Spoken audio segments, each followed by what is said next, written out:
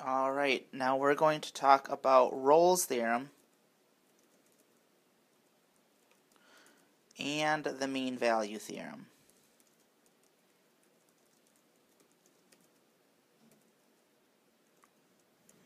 So first, let's talk about Rolle's theorem. We're going to call that theorem 3.3.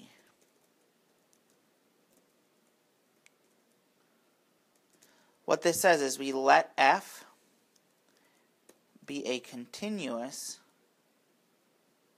or just be continuous, on the closed interval from A to B, and it's differentiable on the open interval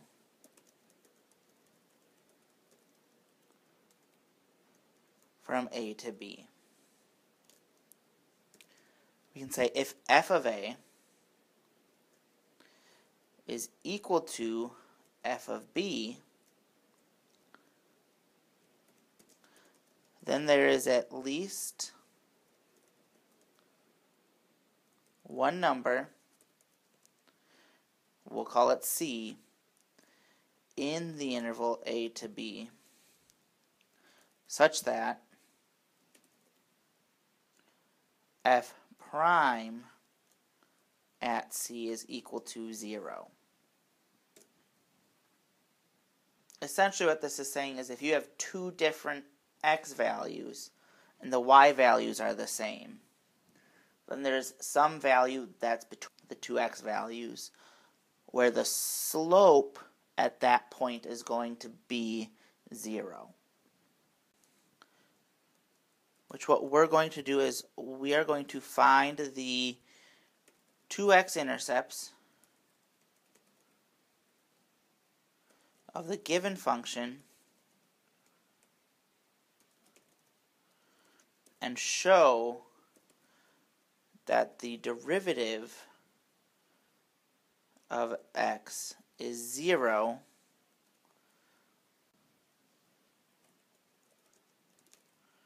between the two intercepts. So our function we're going to look at is going to be f of x equals x squared minus 3x plus 2. So the first thing we're going to do is find the x-intercepts.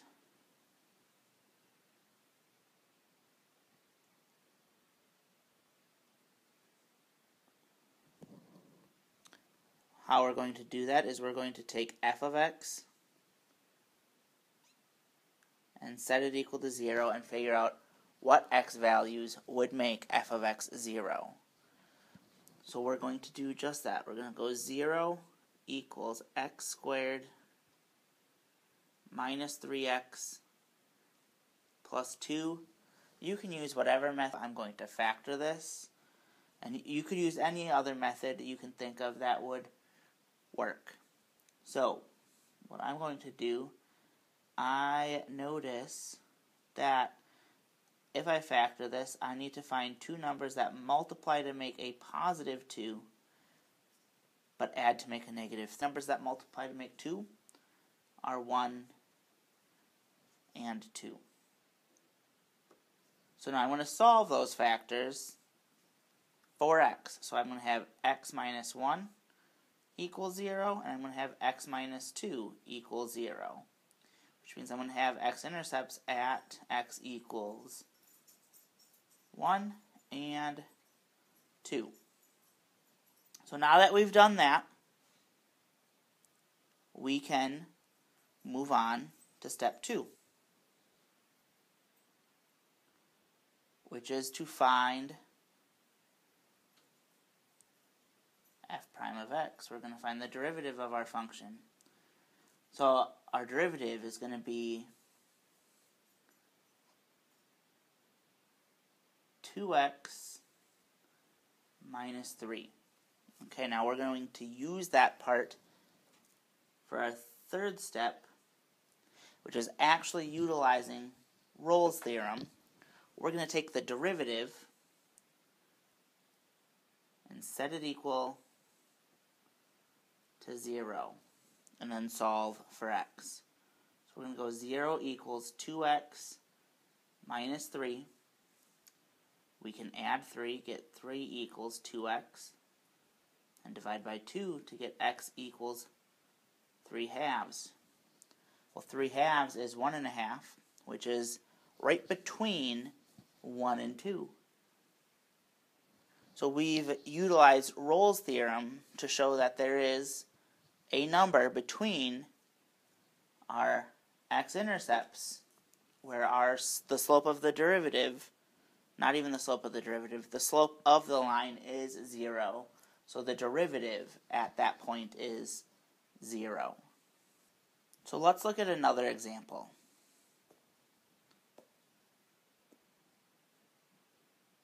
Here we've got example 2. We're going to find all values of c in the interval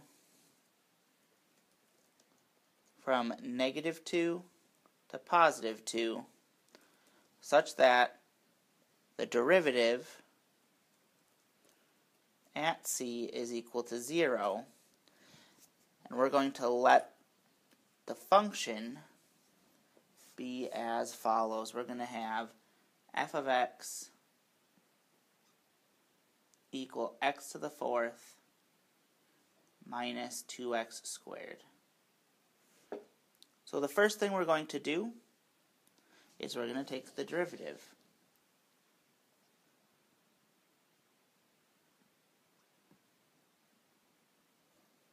So we're going to get a 4x cubed minus 4x.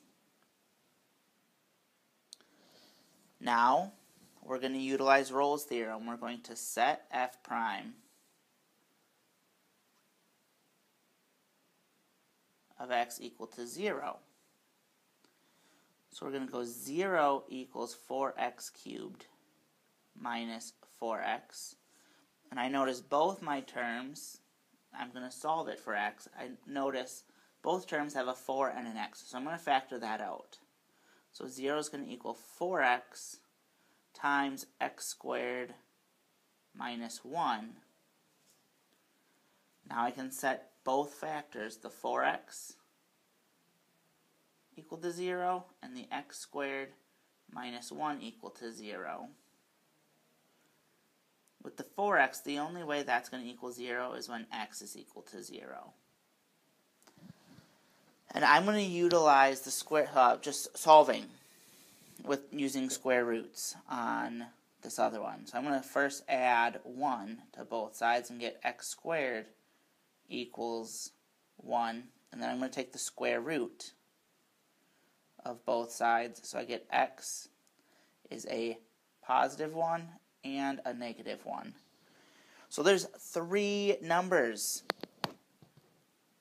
on this function where the slope is 0 at that x value, where the derivative is equal to 0. It's at x equals 0 and at x equals -1 and +1. And since all of these numbers are within that interval, our answer will be those 3 numbers, 0, -1, and +1. So now let's move on to the next part where we are going to talk about the mean value theorem. So we're going to look at Theorem 3.4, which is the mean value theorem. Which states, if f is continuous on the closed interval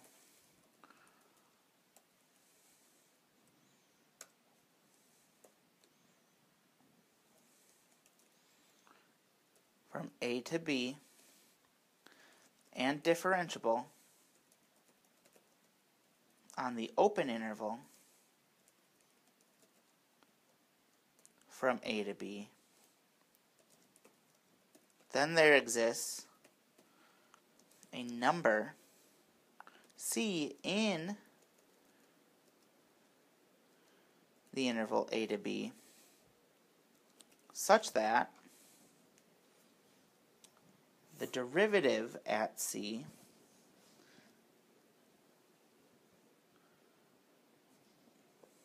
f prime of C is equal to the f of B minus the f of A over B minus A. So now let's look at an example of how we would use this. So example 3. For the function f of x equals 5 minus 4 divided by x, we're going to find all values of C in the open interval from 1 to 4 such that f prime of C is equal to the f of 4 minus f of 1 over 4 minus 1. So the first thing we're going to do is figure out what is f of 4 and f of 1 and put them in to this equation. So f of 4, that's equal to 5 minus 4 over 4, which is 5 minus 1, so that's just going to be 4. Then we need to find f of 1. That's 5 minus 4 over 1, which is just 5 minus 4. 5 minus 4 is 1. So now let's plug the information we know into the f of 4 minus f of 1 bit. We're going to have 4 minus 1 over 4 minus 1, so 3 over 3, which is 1. So now we need to find what is the derivative of f of x, because we need to figure out what x value can C be so that the slope is 1 at that point. So let's start by rewriting our function f of x as 5 minus 4x to the negative 1. Makes it a little easier to find f prime then, because the derivative of 5 is 0, that's gone. We bring down the negative 1, we're going to get 4x. We reduce negative 1 by 1, x to the negative 2, which means we've got 4 over x squared. So we're going to take this now, and we're going to set this equal to the one we found earlier. We're going to go 4 over x squared equals 1. We're going to solve this now for x. So I'm going to just multiply both sides by x squared, so I can get that out of the denominator. So we're going to have 4 equals x squared. Let's take the square root of both sides to undo that power of 2. So we're going to find that x is equal to both a positive and a negative 2.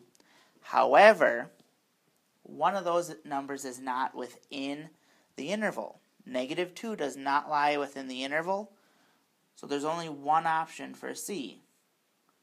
C has to equal that positive 2 because it does fall in our interval.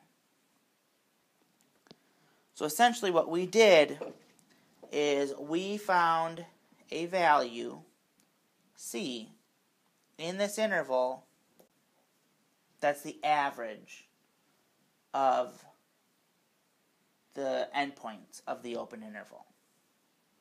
We're almost done. Let's look at our final example.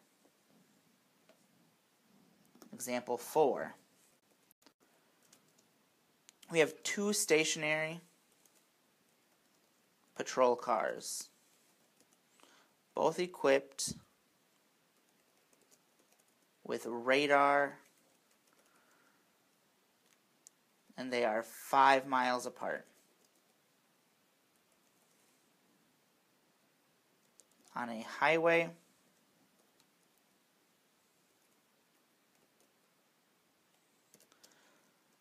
as a truck passes the first patrol, its speed is clocked at 55 miles per hour. 4 minutes later, when the truck passes the second patrol car, its speed is clocked at 50 miles per hour. We need to prove that the truck must have exceeded the speed limit, which on this road was 55 miles per hour at some point during the 4 minutes.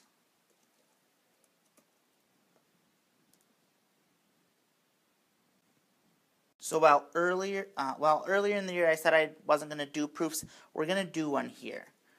And I'm going to write this as a paragraph proof. So we're going to start by saying let t equal 0 be the time in hours the truck passes the first patrol. In that case, then t is going to have to equal 4 over 60, which simplifies to 1/15 to represent the portion of an hour it took to get from one patrol to the other. This is the time in hours the truck passes the second patrol.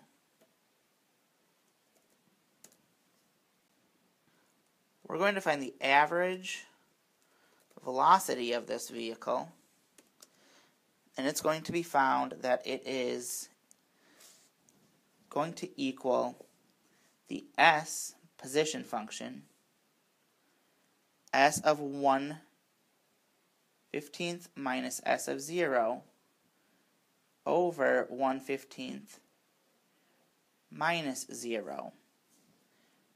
Now, we know s of 1/15 and 0. They are 55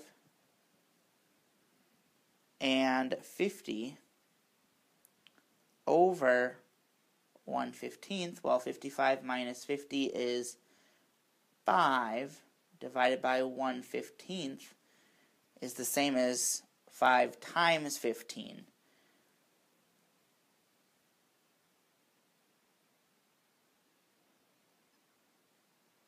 Which is going to give us 75 miles per hour. So we wrap this up by saying, assuming the position function is differentiable, the mean value theorem